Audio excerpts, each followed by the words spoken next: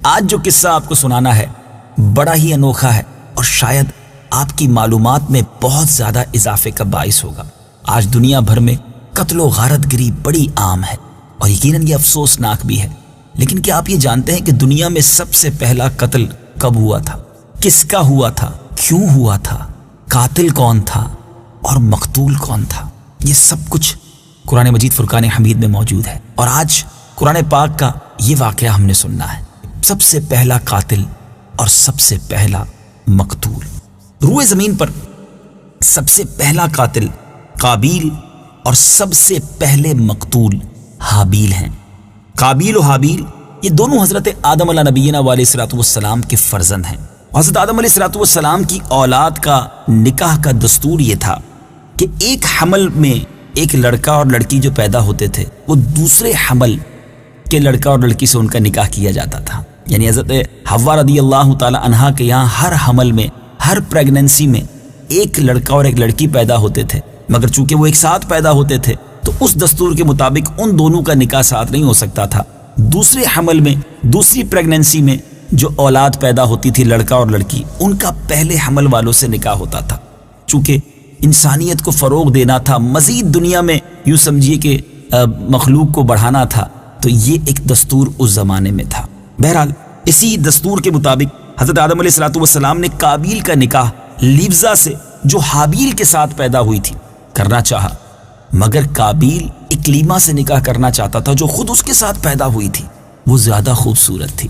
حضرت آدم علیہ الصلوۃ والسلام نے اسے بڑا سمجھایا کہ اکلیما تیرے ساتھ پیدا ہوئی ہے، تمہارا اس کے ساتھ نکاح نہیں ہو سکتا، مگر قابیل اپنی ضد پر اڑا رہا۔ اب حضرت آدم علیہ الصلوۃ والسلام نے قابیل اور حابیل دونوں سے کہا کہ تم دونوں اللہ کی بارگاہ میں اپنی اپنی قربانیاں پیش کرو، جس کی قربانی قبول ہو گئی وہی اکلیما کا حقدار ہوگا۔ اور اس زمانے میں قربانی قبول ہونے کا طریقہ کیا تھا کہ اپنی اپنی قربانی جو بھی اللہ کی بارگاہ میں وہ پیش کرتے تھے تو آسمان سے آگ آ کر اسے گویا کھا لیا کرتی، جلا دیا کرتی، اور وہی اس کی مقبولیت کی نشانی ہوتی تھی۔ چنانچہ قابیل نے گیہوں کی کچھ بالیں اور حابیل نے ایک بکری قربانی کے لیے پیش کی۔ اب ان دونوں نے اپنی اپنی قربانی رکھ دی۔ آسمانی آگ نے حابیل کی قربانی کو کھا لیا اور قابیل کے گیہوں کو چھوڑ دیا۔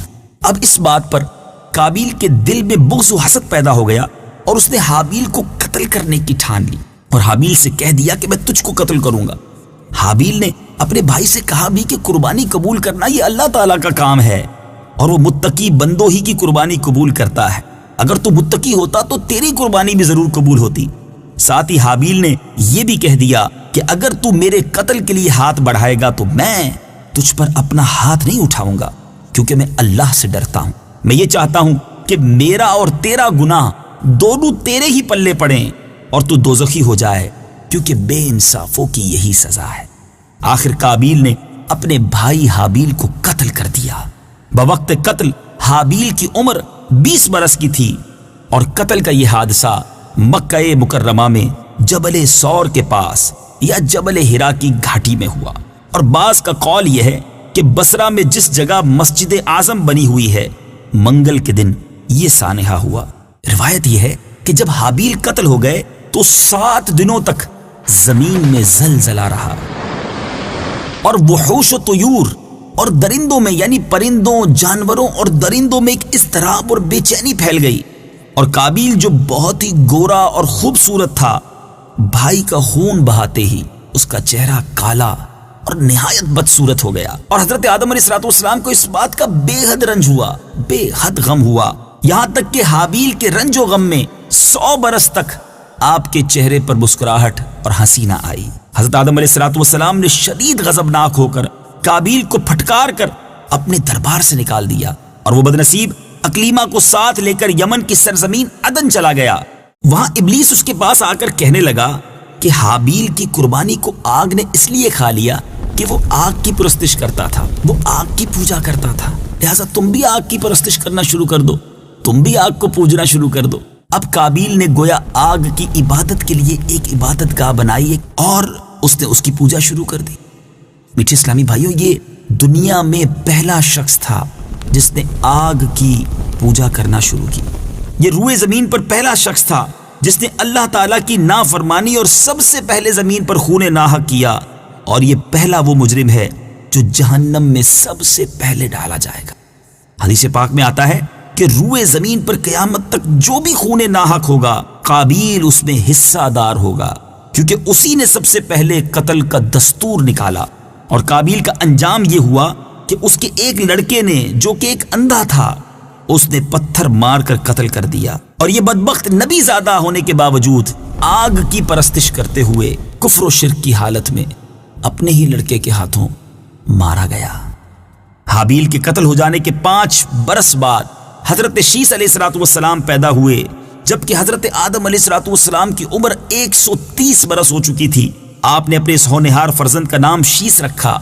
یہ سریانی زبان کا لفظ ہے اور عربی میں اس کے معنی ہیں ہبۃ اللہ، یعنی اللہ کا عطیہ ہے۔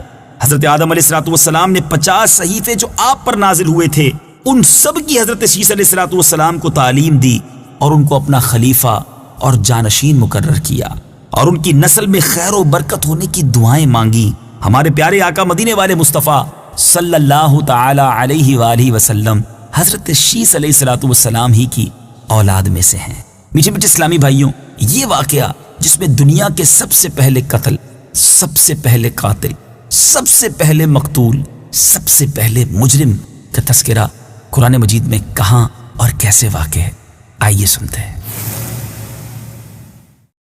بسم اللہ الرحمن الرحیم وَاتْلُ عَلَيْهِمْ نَبَأَ ابْنَيْ آدَمَ بِالْحَقِّ إِذْ قَرَّبَا قُرْبَانًا فَتُقُبِّلَ مِنْ أَحَدِهِمَا وَلَمْ يُتَقَبَّلْ مِنَ الْآخَرِ قَالَ لَأَقْتُلَنَّكَ قَالَ إِنَّمَا يَتَقَبَّلُ اللَّهُ مِنَ الْمُتَّقِينَ۔ ترجمہ: اور اے حبیب انہیں آدم کے 2 بیٹوں کی سچی خبر پڑھ کر سناؤ۔ جب دونوں نے ایک ایک قربانی پیش کی تو ان میں سے ایک کی طرف سے قبول کر لی گئی اور دوسرے کی طرف سے قبول نہ کی گئی، تو وہ دوسرا بولا میں ضرور تجھے قتل کر دوں گا۔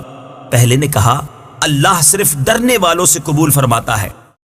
لئن بسطت إلي يدك لتقتلني ما أنا بباسط يدي إليك لأقتلك إني أخاف الله رب العالمين۔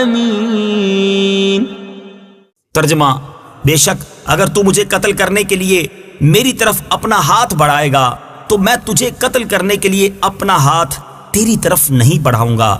میں اللہ سے ڈرتا ہوں جو سارے جہانوں کا مالک ہے۔ انی اريد ان تبوء بإثمي وإثمك فتكون من اصحاب النار وذلك جزاء الظالمین۔ ترجمہ: میں تو یہ چاہتا ہوں کہ میرا اور تیرا گناہ دونوں تیرے اوپر ہی پڑ جائیں تو دوزخی ہو جائے، اور ظلم کرنے والوں کی یہی سزا ہے۔ جی میٹھے میٹھے اسلامی بھائیوں، آپ نے تلاوت قرآن پاک بھی سنی، ترجمہ قرآن بھی سنا، واقعہ بھی سنا، سیکھا کیا؟ آئیے کچھ عبرت کے مدنی پھول چنتے ہیں، آپ کی طرف بڑھاتا ہوں، اپنے دل کے مدنی گلدستے میں سجاتے جائیے۔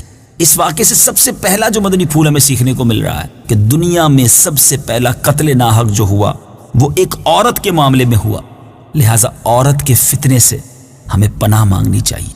آج کل جو لوگ ایسے عشق کے اور فسق کے معاملات میں مبتلا ہو جاتے ہیں جس میں بے حیائی کا دورہ ہوتا ہے، اور اسی وجہ سے نہ جانے کتنے گھر برباد ہو جاتے ہیں اور کتنے لوگ دنیا سے چلے جاتے ہیں۔ ہم سب کو اللہ تعالیٰ حیا کی چادر عطا فرمائے اور بے پردگی اور بے حیائی کے معاملات سے بچنا نصیب فرمائے۔ قابیل نے جذبہ حسد میں گرفتار ہو کر اپنے بھائی کو قتل کیا۔ اس سے معلوم ہوا کہ حسد کیسی خطرناک اور کتنی گہری قلبی بیماری ہے۔ اسی لیے قرآن مجید میں وَمِن شَرِّ حَاسِدٍ إِذَا حَسَدَ فرما کر حکم دیا گیا کہ حاسد کے حسد سے خدا کی پناہ مانگتے رہو، لہٰذا کسی سے حسد نہ کیجیے۔ جیلسی اچھی چیز نہیں ہے، یہ انسان کو اندر سے برباد کر دیتی ہے، اور حسد کرنے والا گویا اللہ پر اعتراض کرتا ہے، کیونکہ وہ کسی کی نعمتیں دیکھتا ہے تو اسے جلن ہونا شروع ہو جاتی ہے۔ ذرا غور تو کیجئے، نعمتیں دینے والا کون ہے؟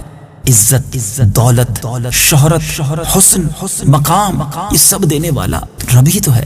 اگر اللہ نے کسی کو دیا ہے، ہمیں کیوں پرابلم ہونی چاہیے؟ تو حسد نہ کیجئے، کیونکہ حاسد خود ہی اپنی آگ میں جلتا رہتا ہے، اور جس سے حسد کرتا ہے اس کا کچھ نہیں بگڑتا۔ اور یہ حسد جو ہے، یہ حدیث پاک کا خلاصہ ہے کہ حسد ایمان کو اس طرح برباد کر دیتا ہے جس طرح سرکہ شہد کو برباد کر دیتا ہے۔ اللہ مجھے بھی اور آپ کو بھی حسد کی بیماری سے محفوظ فرمائے۔ سب کا بھلا سوچتے رہیے۔ بزرگ بڑی پیاری بات کہا کرتے تھے، سب کا بھلا، سب کی خیر، سب کے بھلے میں اپنی خیر۔ تیسری بات جو اس واقعے سے سیکھنے کو ملی کہ خون ناحق کتنا بڑا جرم عظیم ہے، کہ اس جرم کی وجہ سے ایک نبی علیہ الصلوۃ والسلام کا فرزند اپنے باپ حضرت آدم علیہ الصلوۃ والسلام کے دربار سے راندائے درگاہ ہو کر، یعنی مردود ہو کر، کفر و شرک میں مبتلا ہو کر مر گیا، اور قیامت تک ہونے والے ہر خون ناحق کا ذمہ دار، ہر خون ناحق کا حصہ دار بن کر عذاب جہنم میں گرفتار ہوگا۔ ایک اور بات یہ سیکھنے کو ملی کہ جو شخص برا طریقہ ایجاد کرتا ہے، قیامت تک اس برے طریقے کے ایجاد کرنے کی وجہ سے جو اس پر عمل کرتا رہے، اس ایجاد کرنے والے کو، اس انیشیٹو لینے والے کو، اس برے کام کی ابتدا کرنے والے کو یہ عذاب اور یہ گناہ دیا جاتا رہے گا، وہ برابر کا شریک اور حصہ دار بنے گا۔ ہم اپنے